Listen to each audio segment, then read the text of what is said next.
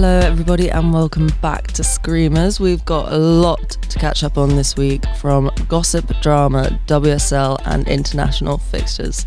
So let's get going. So match day 7 in the WSL, another Chelsea win, another Man City win, Spurs 4th in the table. Hideous. Well.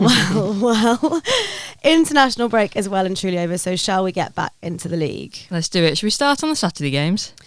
Yes, Honor, you were at one of them. Yes, so I was at Stamford Bridge for Chelsea London City Lionesses. It was a bit of a spontaneous decision to go, but it was loads of fun, mostly because I was just gossiping the whole time.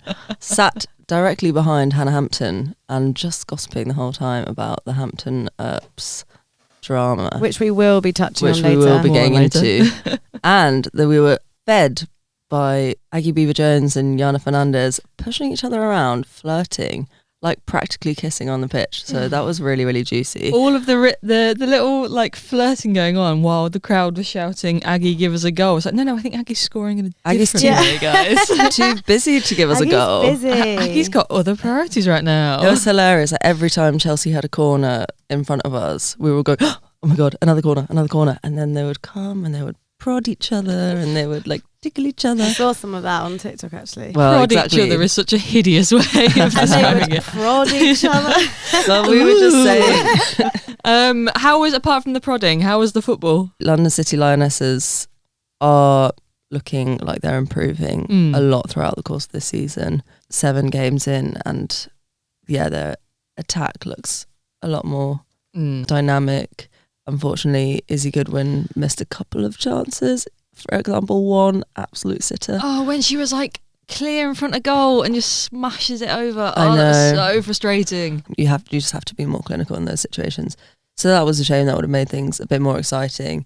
Otherwise, I think defensively they were quite sound. Either that or Chelsea took their foot off the gas a bit. It's kind of hard to tell if London City were playing well or Chelsea were not at their best, and I think probably a bit of both. Yeah. Obviously Chelsea get that really nice goal, kind of well worked by Sandy Baltimore, and then just smashed in at the back post by Ellie Carpenter for her first goal for Chelsea. Do you think Baltimore was shooting or was she crossing? Every time I rewatched that, I'm like, I can't decide if she was going for a shot. I think she was crossing, but I know what you mean, because I think she would just like kind of hung on to the ball for so long that it was like, can I shoot? No. And then obviously Carpenter's in the right place. And then the second goal, Chelsea goal, oh my days. Yeah. That was textbook Sam Kerr. Loved it. It was brilliant in the way that like it wasn't easy. It wasn't like she just stood and slotted it like calmly into an open. She still had like quite a bit to do with that goal. But the Sam Kerr celebration as well. We're not a backflip yet, but you can tell she's excited to be firing again. Yeah, so overall, great day out the bridge.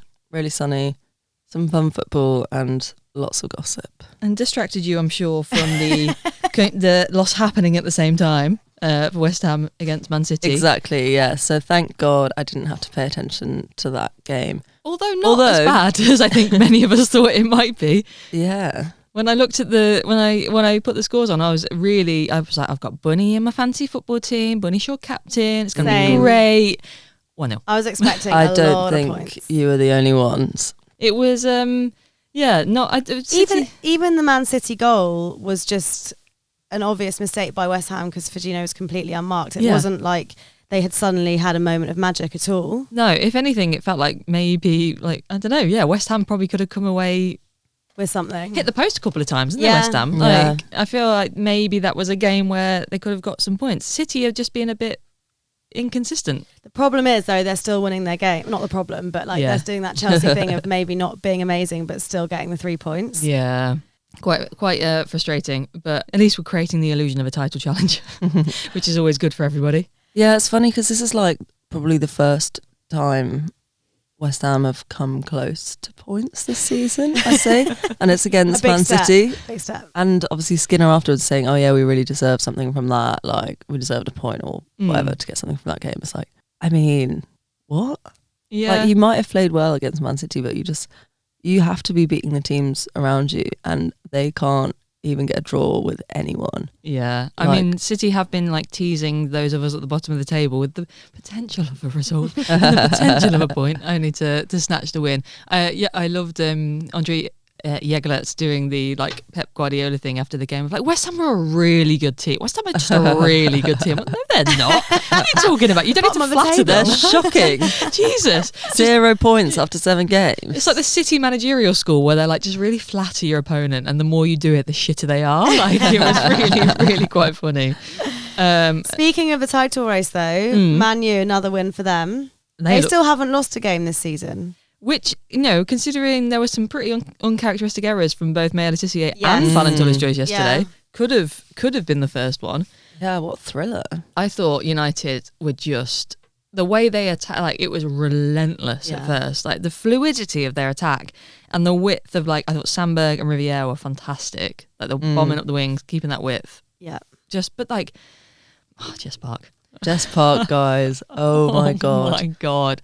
What a signing that's been. And I Yeah. think it will come good for City as well. Like, I think Clinton will bed into it and be kind of that player that they need in the more defensive role. But Jess Park let loose. I'm enamoured. I'm just like, the way she just weaves. Yeah. So creative. Like through the Just raindrops. moving with the ball. It's like art. Yeah. And the interplay with Toon as well. Like, it is, I know obviously it was very sensible decision following protocols to not be at the international camp, but would have been so nice to see them, the form they're both in now, them playing together for England. It was a shame we didn't see that, but anything they're doing at club is going to feed us for the next few tournaments anyway. So. Very true.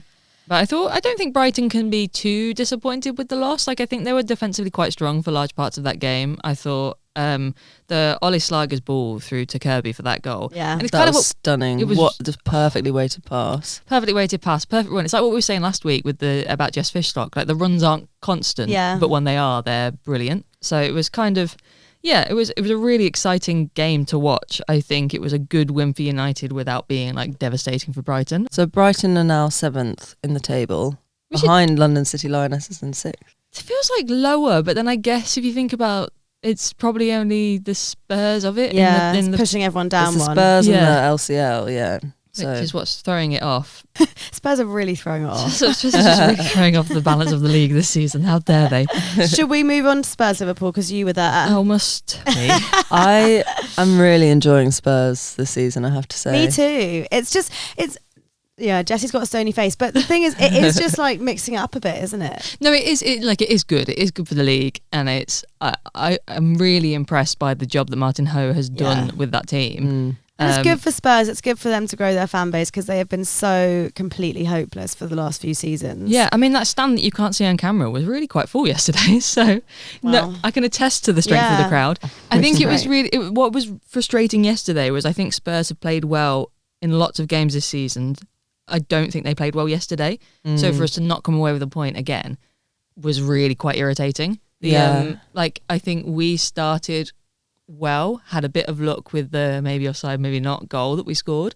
But I thought Olsen was really good, really aggressive, like doing. She didn't go on away in international camps. I think she just had like 2 weeks to work with Gareth Taylor, and you could really see that she was implementing his plan and she was like leading that press and didn't always have the consistency of the team going with her, which is quite. She could have had like 2 or 3 herself. Mia Enderby did have a couple of good shots. Thought Nagano was fantastic yesterday.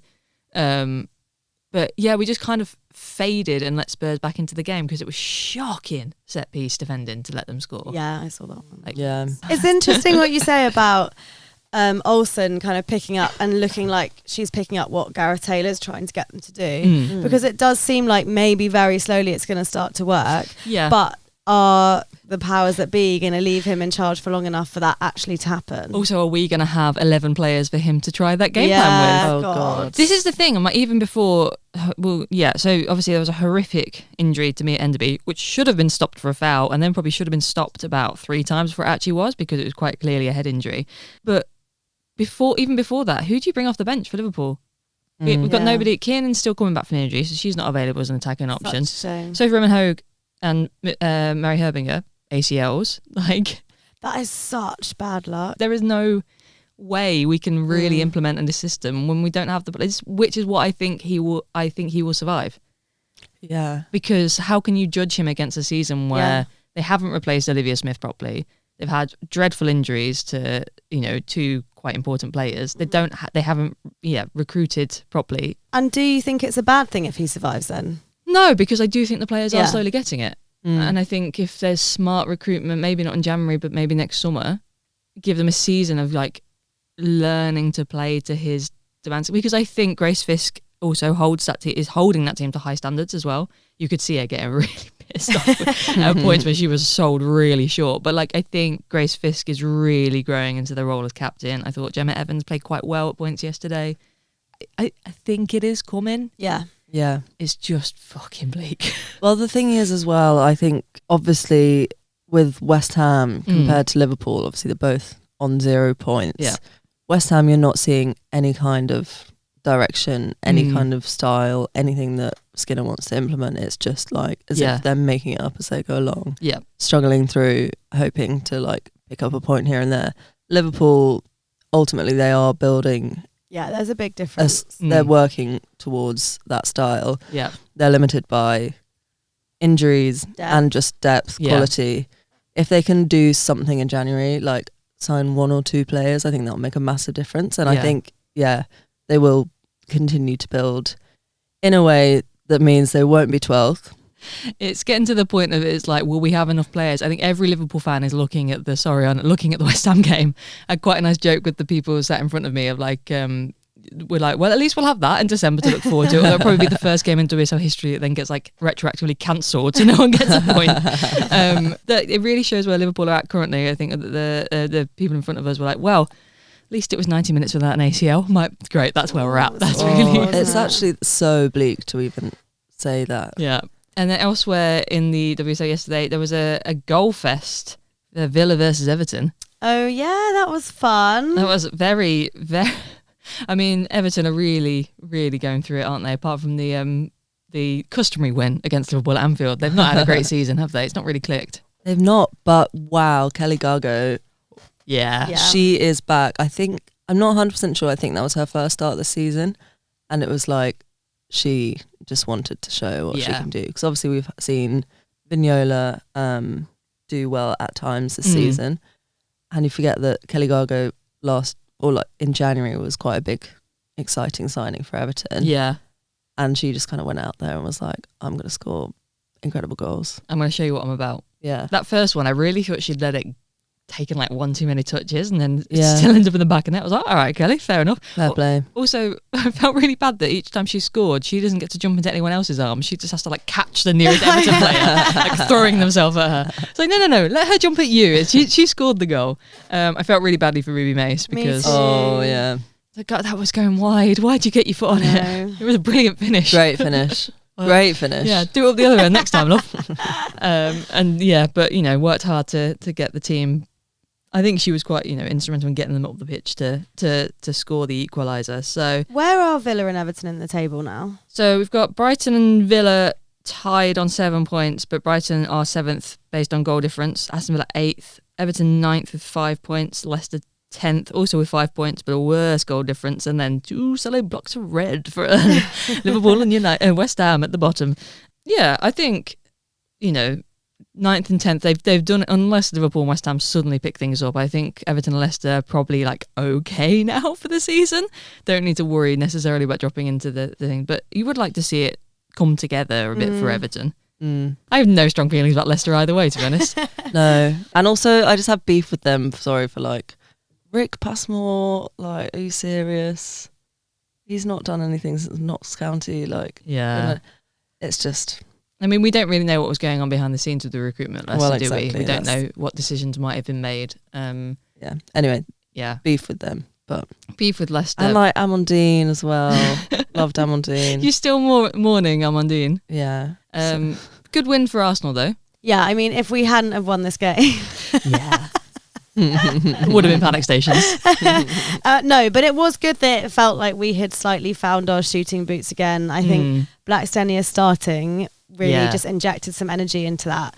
I think we could have been seeing the same kind of getting to the final third and not knowing what to do, but she just kind of stops that happening right from the off, and then people follow suit, and that was really great. Yeah. Some really nicely worked team goals, I think, with Caldente looking a bit better. Yep.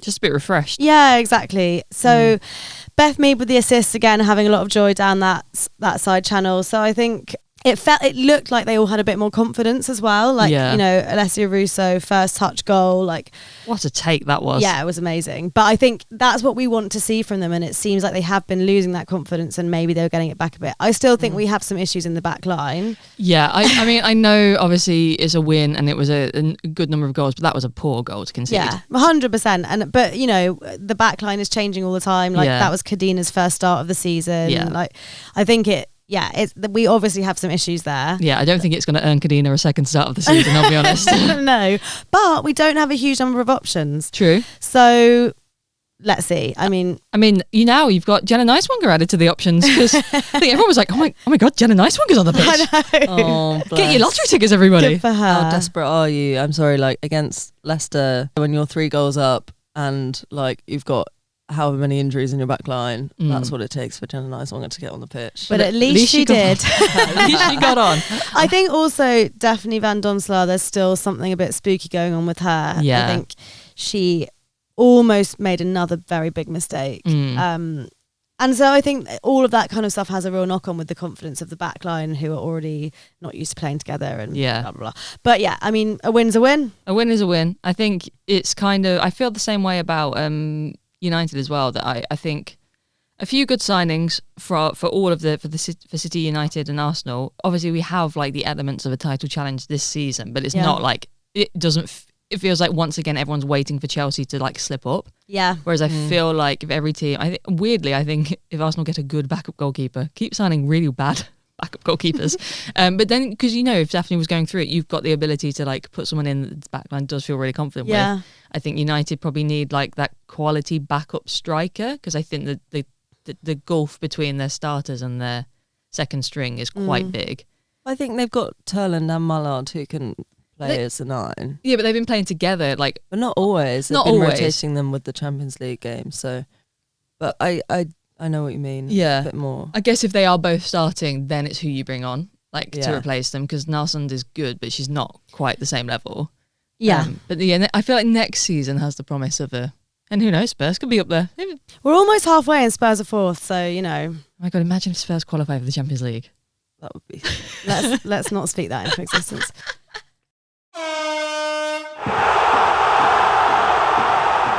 Well, after a weekend of football, I think it's time for another round of Screamers of the Week. Last week's winner, Maya, with Katie McCabe. Woohoo! A very across the board win. You had a lot of votes for Ms. McCabe. Win.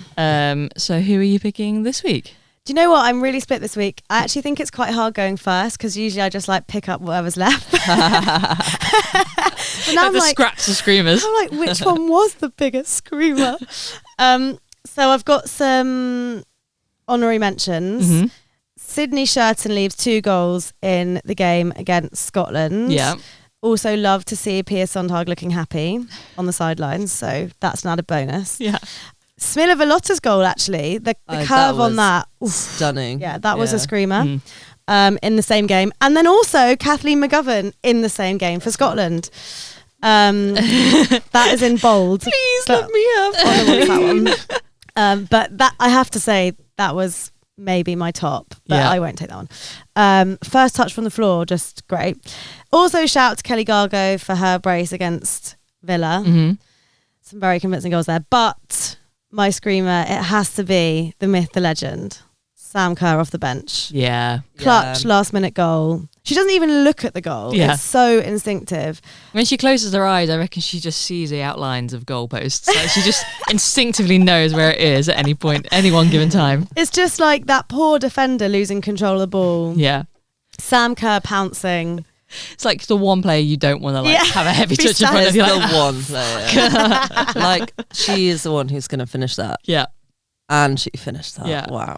You can imagine, like, I can't even remember which defender it was, just went off the pitch like, oh, God. Oh, no. It's not what you want to see in front of you. No. But yeah, like we said earlier, classic Sam Kerr, like, a gorgeous screamer. Mm. And I love Sam Kerr, so that has to be my choice. What about you, Jessie? I think I had similar shortlist to you, but I think I'm gonna go actually with Aggie's goal for England against Australia. Nice. Partly because I really enjoyed the fact that the free kick was so bad and then the goal was so good, and it was like just hit this free kick straight into the wall, and then Lucy Bronze was like, no, have another go, and set it up for her perfectly, and then just whistles it in. Like the keeper has no chance. It's basically like clearly what she intended to do from the free kick, but I thought it was just hit so cleanly. Yeah, it was beautiful. Nice. And I thought she played really well that game. We'll touch on that later, but I thought it was a really well earned goal for her performance. Just love an Aggie England goal. Nice. But you, Anna, what are you picking? I'm going for our very own of Hibernian Women's Football Club, Kathleen McGovern for Scotland against Switzerland. Oh my God. First of all, that pass from Caroline Weir, ridiculous. Yeah. And the finish from McGov to just like tip that over the keeper while she's like sliding, falling over. I don't know, it defies gravity. It's not your typical like bam screamer, but it's just like a ridiculous, silly. It was another little goal. lob. You're getting into your lobs this season. I wouldn't say it was a lob, maybe a chip. No, we know her feelings on lobs and screamers, so we can't describe it as a lob. No, sorry. I don't think it was a lob. Well, when I was watching it, I thought it was amazing. It was amazing. But I just didn't think it had the in agreement. I wonder which speed. goal Matt and Peter are going to be voting for when the votes go live on Instagram. So we will put the clips of those goals up on Instagram for you to take a look at if you haven't seen them already, and then you can vote on Spotify and Instagram for your Screamer of the Week. So there's been lots of news coming out of the England camp, which we will touch on in a second. But first, our last game of this international window against the Tillies was a glorious win. Glorious win. 3-0. Quite a chaotic game. Yeah. Before we dig into the game, I have a question for you both. I was watching the Women's Football Show last night, and Betty Glover described this as a 3-0 thrashing. I don't think 3-0 counts as a thrashing. I'm not sure it's a thrashing either. I'm also not sure the nature of the game was also a thrashing either. No, I think when the other team concede a red card within early like 20 on, minutes, and then you reluctantly put 3 goals past them, that's not a thrashing. No, I in my head, 3-0, good win. Yeah. 4-0 battering, 5-0 thrashing. Yeah, I agree. I was talking about this last night with my girlfriend, and she was like, I think it's a seeing off. It's a good seeing off. it's a 3-0 win. Ta-ra! It's a gentleman's agreement. But a nice pact, and now you've played some football. But yeah, whatever you want to call it, it was a good win for England without being too exciting of a win. Agree. But some great standouts like Lucia Kendall. Oh my God, I loved that performance from her. I don't know if I was expecting that performance from her in that setup. Like, obviously she's been putting in some good performances in the league, but it was like the calmness of like, we've seen so many players break in and take their first chances for England recently and been like desperate to do well and desperate to make their mark. Just kind of looked like she'd been there forever. Yeah, exactly. It was just that confidence of slotting in and like doing, it was that calmness on the ball. It didn't look like she was trying to prove anything. Yeah. Which even sometimes people like Chloe Kelly, when she comes on, feels like she's doing. And she's so much more of an established player. I was super impressed. I thought she was great distribution, great just like calmly cleaning things up when Australia did have an occasional break. Like I just thought, really considered across the board. I thought Aggie played really well as well. Really dangerous and like a constant threat. Constant threat, yeah. 100%. Had the goal that was ruled off for offside, another chance that would also have been ruled offside, but like had Australia up against it the whole game through until she got a bit of a dead leg and had to come off. Had to beg Sarina to take her off. God.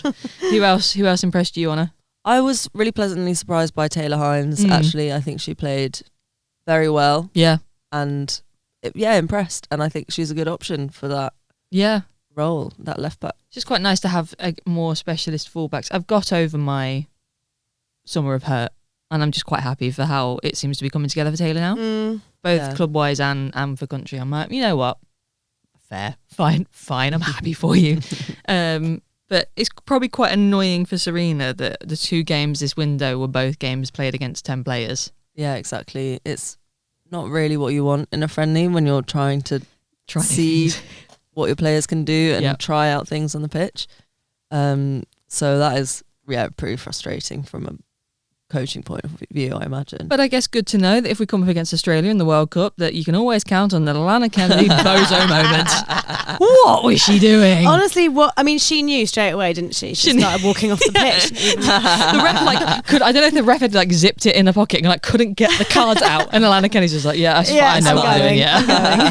It was just neat. It was a really dreadful touch to basically. It's she perfectly backheeled it into Russo's path, but there were two defenders coming across. You didn't need to. You have that much experience. Yeah.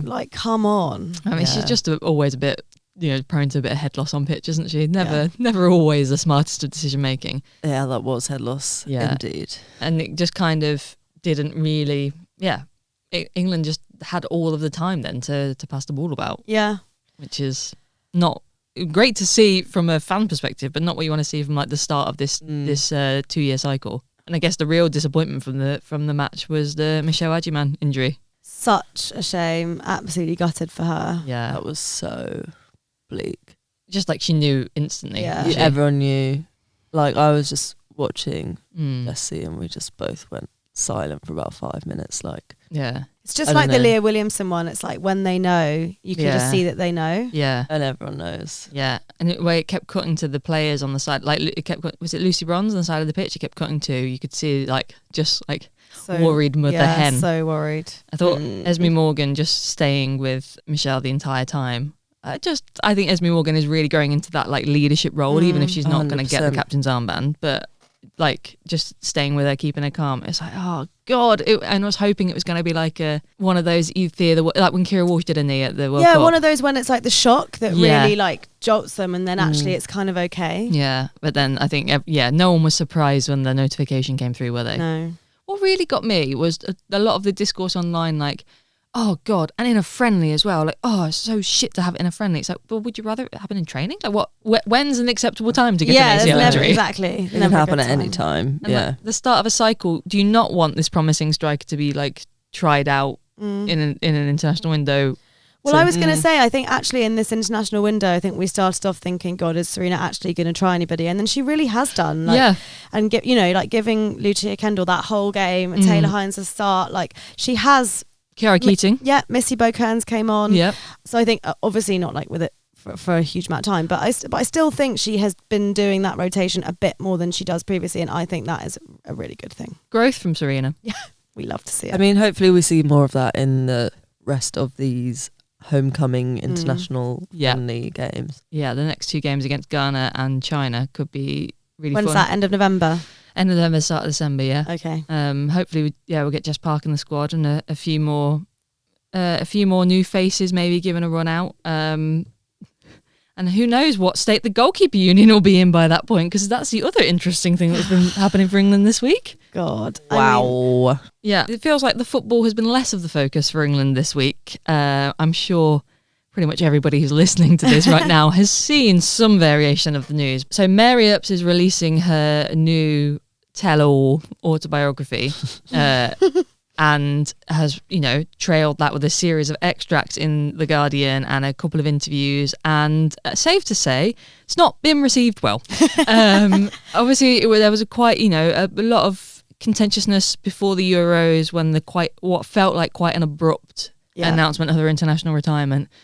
And I think everybody knew there was some kind of issues simmering under that, and Mary has really brought them to the fore with everything. So the extracts that we've seen so far and the interviews have covered when she found out she wasn't no longer going to be number one, and a lot on her issues with Hannah Hampton and Hannah Hampton's place in the England squad, as well as some other things. Talked about her difficulties during COVID and her mental health struggles during COVID. She's publicly come out for the first time. So, there's lots in there, but what is really grabbing everybody's attention is the Hannah Hampton beef. Yeah, it's difficult, isn't it? Because she wants it to be this kind of warts and all memoir where she tells her truth. Yeah. So from her point of view, that is just one of her truths alongside the COVID stuff and coming out and how she felt about things in this difficult time for her in the England squad and the setup.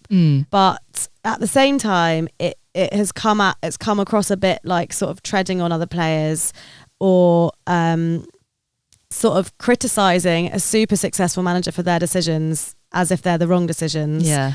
And I think, I mean, I would say Sonia Bonpastor is the MVP here, because in her presser after the game yesterday, or in her presser after the game on Saturday, she was really sort of overt about saying, you know, Hannah is a really professional athlete. I love working with her. I think one of the players has class, and it's Hannah, which is the most, like, I feel like Sonia usually talks around things quite a lot. Well, that's what I mean. I think she was so specific. And then she also said about Sarina, when you use some words about someone who won the Euros 3 times in a row, you should probably think about it before you speak. Yeah. Which I love. Also the idea that she hasn't thought about it before she spoke. Like, she wrote it in her book. Yeah. And like, then her team sent those edited. extracts to The Guardian. Yeah. Well, this is the thing. I think, like, in terms of the book and the things that she's saying and how she's speaking about Hannah Hampton and Sarina Wiegman in this book, it's like going back to what Sonia said about respect for your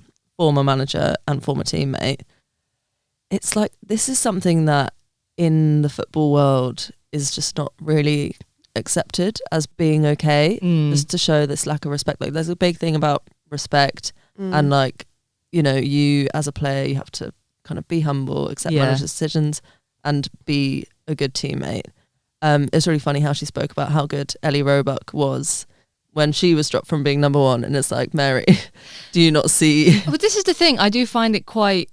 I guess if you don't know, the big part of this that has been that Hannah Hampton was dropped from the England squad after the Euro 2022 for behavioural issues, and that no one is disputing that Hannah Hampton at the time had behavioural issues. Like, I think it was quite. I don't think even she would dispute that. No, and you know, it got to when it gets to the point of the managers having meetings with you and then has to drop you. Like, it is a serious issue, but also can't get over the fact that Hannah Hampton during Euro 2022 was 21 years old and probably was just a bit of a dick. Yeah, exactly. And has made a lot of changes and has worked her way back into the setup. Yeah. So if Mary, who herself was given a second chance by Sarina after having been dropped kind of out of the blue by Phil Neville, and gets the second chance to grow and is really keen on, like, I want to create a really good goalkeepers union where we all support each other and we create a nice environment, but it kind of feels like implicit within that, off the back of all this, is where I am the number one. Yeah, exactly, 100%. I think I take slight issue, Honor, with saying that, like, there is just a setup where you have to be humble and you have to respect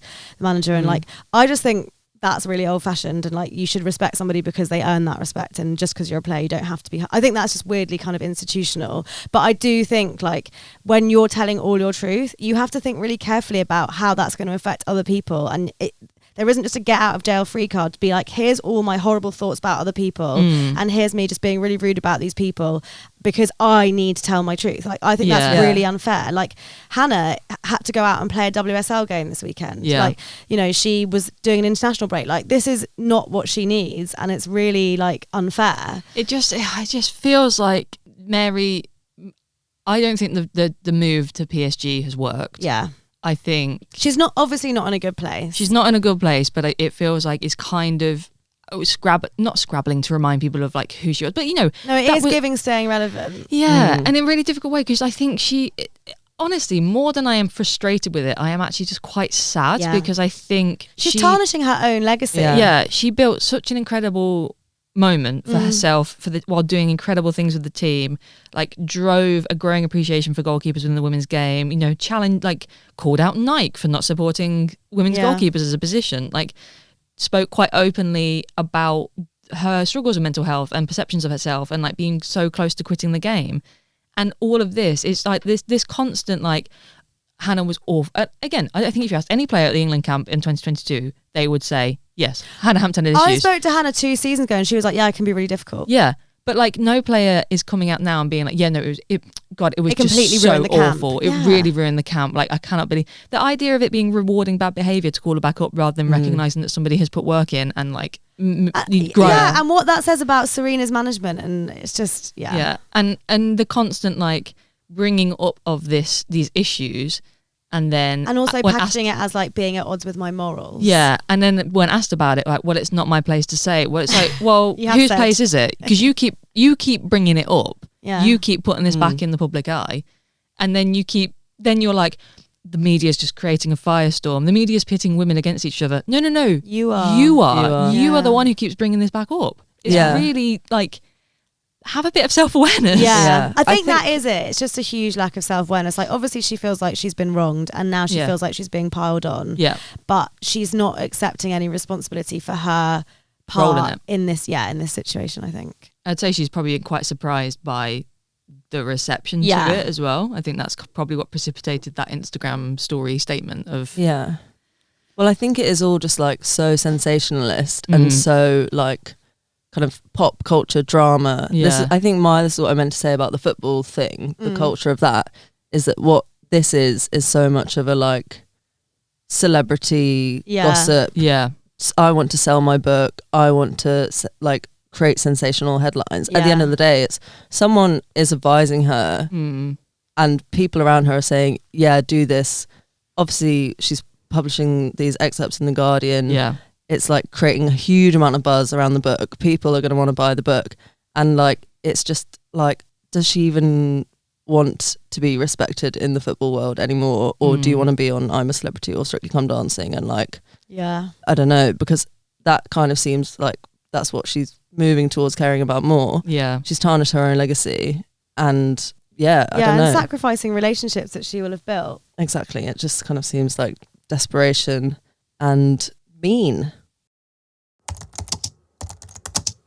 It is that time again where we check in with the Woso Community Noticeboard and bring news from around the world of women's football to the studio.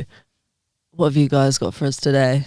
I've got a couple of bits. First off, I've been reading this new book called Girls Aloud. Sorry, I thought you were going to come out with Mary Earps' autobiography. Yeah, I've been reading this new book, All In, by Mary Earps. Girls Aloud by Nick Brown, and it kind of tells the story of the development of women's football in England, but also in Scotland. And I've not finished it, so no spoilers for the ending if you have. But the kind of what's happening in England set against the context of what's happening in Scotland, and it very much sets sets it up at the start of like, this is not a comprehensive history of every single bit of football development that's happened, but kind of I find the contrast quite interesting, because there are some things that I would have assumed happened in Scotland. Like, I didn't realise they didn't bring the ban in 1921 the same time as I they didn't did in know that England. either. They had a unofficial moral ban, but no, like, official ban for quite a bit longer. And there's been, I feel like we know the beats of football. We know about Dick Kerr ladies. We know, the 1921 ban. But I had no idea, like, the level of sort of invitational travelling matches and, like, that were put on almost by, like, music hall entrepreneurs. There's, like, quite a lot like to it that you'd think even those of us who love women's football and know about it and the history of it in this country, has really surprised me. That's so interesting. And the change when there was I can't remember when it was, but the conference at UEFA where it was basically like UEFA saying all of you need to be making women's football legal and also supporting it, and the only national FA to vote against that was Scotland. Wow. Yeah. Just real topsy-turvy support of women's football. I wasn't expecting that, but okay. But yeah, so it's really interesting to hear about the development and like some of the teams, like it's sort of a similar way to the first teams that developed in women's football in England are still around now, but some of them are long gone. Some of the names of like the first league that was brought together in Scotland, like, oh, I know that name, but that team's like disappeared now, or that one's morphed into this. It's really, it's quite interesting. So I'm enjoying. If you want to know more about Scottish women's football, I would recommend. Nice. Love. I saw that Laura Harvey's came out and said that she's been using ChatGPT to determine tactics for Seattle Reign this season, and it was ChatGPT that told her to try back five. But she won't say which teams it was against. But I think it's kind of easy to work out because she's only ever done that twice. Yeah. But still, like, that's kind of interesting. Like, I think a lot about AI in my sort of day job and how that's going to sort of change the media industry. But I haven't necessarily thought about it in like actual team tactics. I guess it feels more like a progression of like all of the the data the teams get, isn't it? It kind of feels more algorithmic in that than like the creative generation, which is. But I'm interested in why it was that piece of advice couldn't come from the data analytics. Yeah, I mean, it's kind of batshit.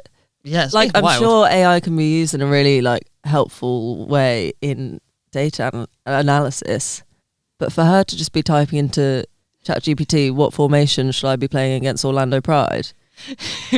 I would love to see what the conversation was. Yeah. No. Well, refine. Well, first she asked ChatGPT what Seattle Reign's identity was, and then she moved on to tactics, is what she said. I mean, they've done a lot better this season than they did last season, so maybe she's on something. But does she know how many bottles of water it uses up every time she asks ChatGPT a question? You would hope in Seattle, quite an eco-conscious city, that she would be, but then also home of all of the tech giants. Yeah. I don't think they really give a shit. maybe that's where Rianne Skinner's going wrong. She's just not firing up the AI. No. I don't think Anna would be even more impressed if she was. But yeah, I saw that. I thought it was quite, I don't know, kind of weird that there's not been a manager. Yeah, I kind of wonder how many actually managers are using it and haven't, or how many data teams are using it and not then telling their coaches that's where the insights are coming from. I think it's quite interesting. It's very bold to say it publicly. Yeah, I have to say. ChatGPT are probably scrambling to get a marketing campaign together now, aren't they? Like as we speak, like get that out, get in the ads. The other one I saw was, do you see that a new young player alert? Willa Pearson, 14, youngest player in A-League history. Who was she playing for? She started for Sydney FC against Melbourne City, aged 14 years and 312 days. She played the full 90 minutes to set a new record by like 30 or 40 days compared to the previous youngest player. But I'm like, I'm just not sure about that. No, what's the rush? That's the thing. What is the rush? Where is the... Should we let her finish growing? Yeah, before she gets clattered by... Before she gets an ACL. Well, yeah, this is like with all this conversation about ACLs, do we not think that maybe starting players playing full 90 minutes against... And what happens when... Because it's going to happen, because you can't be expected... Like, you're going to get a 50-50 with a 25-year-old experienced footballer against a 14-year-old who is going to come off better in that. Yeah, has way more developed muscles, is much stronger. Like, I just think... I mean, also, like, imagine if you got an injury at that age and, like, your mental state is different. And, like, I don't know, I just think, genuinely, what is the rush? Yeah. And what is the benefit? I don't think we're protecting these young players by forcing them into... Fortunately, it's not something that you see in the WSL, but in America, in the US, Australia, I just don't think it's protecting players. No, I agree. And my last thing is, did you guys see Aggie and Vika captains? Halloween. Very good.